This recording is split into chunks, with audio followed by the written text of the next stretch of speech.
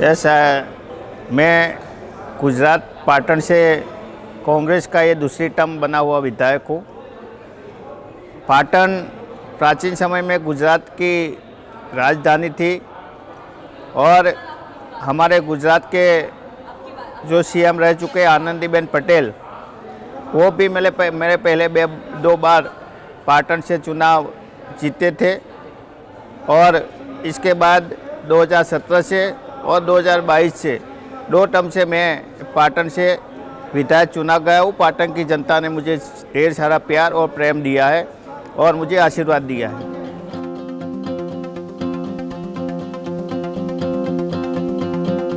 देखो, मैं अध्यापक हूँ, प्रोफेसर हूँ और अध्यापक होने से नाते मुझे कुछ न कुछ जानने की इंतज़ारी है और मैं लोक का अध्यापक हूँ, इसलिए मुझे इसमें इंटरेस्ट है।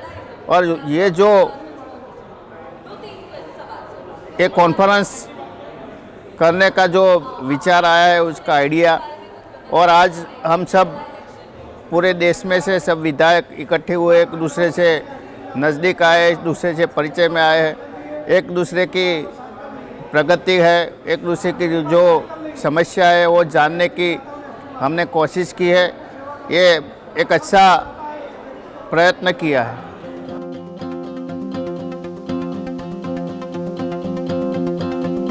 पहले तो मैं पॉलिटिक्स में था ही नहीं।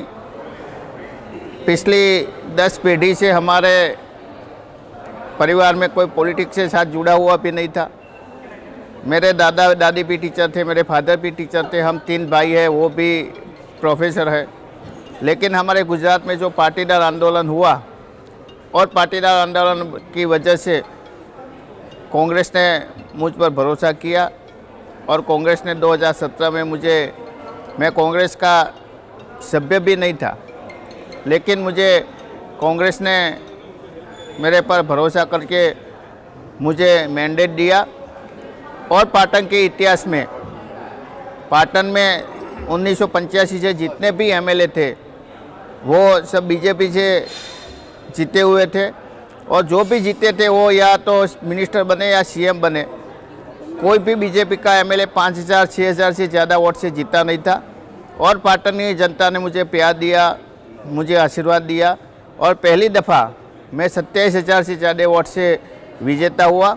और दूसरी बार हमारे गुजरात में अभी आप जानते हो कि कांग्रेस के 17 विधायक बचे हुए हैं, तो 17 विधायक में से जितने भी कांग्रेस के पुराने विधायक हैं उसमें से सबसे ज़्यादा वोट से पाटन की जनता ने मुझे जिताया है, मुझे प्यार दिया है और मुझे आशीर्वाद दिया है।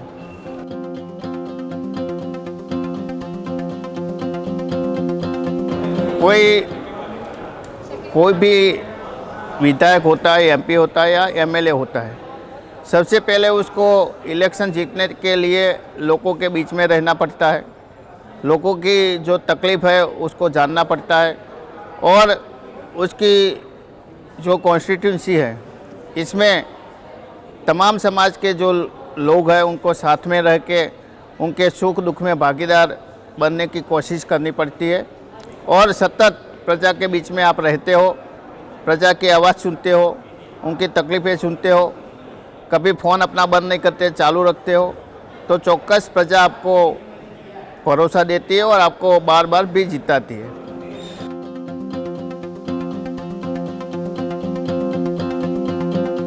सरदार पटेल हमारा पॉलिटिकल आइडल है।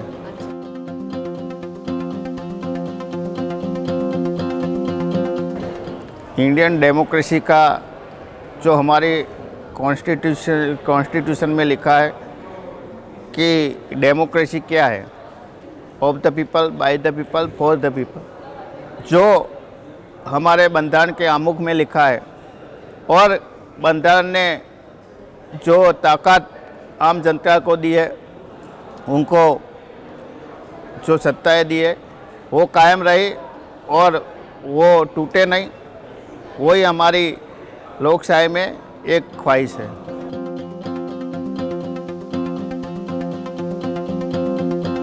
अभी लास्ट बार 2022 में हमारा इलेक्शन हुआ, वो यादगार इसलिए रहा कि मुझे हराने के लिए कई सारे हमारे जो उद्योगपति थे, निर्मा था, अदानी थे, वो भी आए।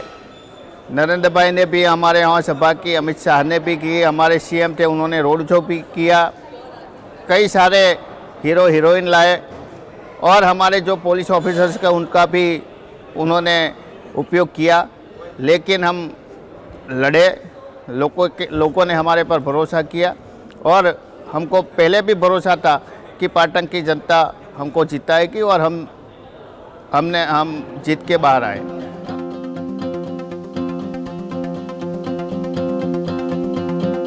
ये बहुत कठिन है, आपने अच्छा क्वेश्चन किया, बहुत कठिन है। पॉलिटिक्स में अगर आपको रहना है तो आपके परिवार को, आपका बिजनेस है और आपको अपनी सेहत को भी संभालना बहुत मुश्किल होता है, लेकिन हम उसको मेंटेन करने का ट्राई करते हैं।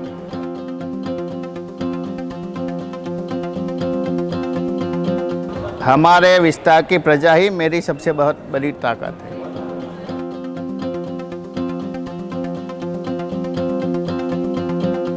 हमारा सबसे यादगार पब्लिक मूवमेंट कि इलेक्शन के 2 दिन पहले जब इलेक्शन का कैंपेन का लास्ट दिन होता है, ये लास्ट डे माने यानी छेल्ले दिन पर हमारी पाटन की जो रैली निकली थी और इसमें पूरे पाटन सिटी और पाटन की प्रजा 50,000 70,000 से ज़्यादा लोग इसमें जुड़े हुए थे और ठहर ठहर बार हमारा अभिवादन किया। वो ही हमारा सबसे यादगार दिन है।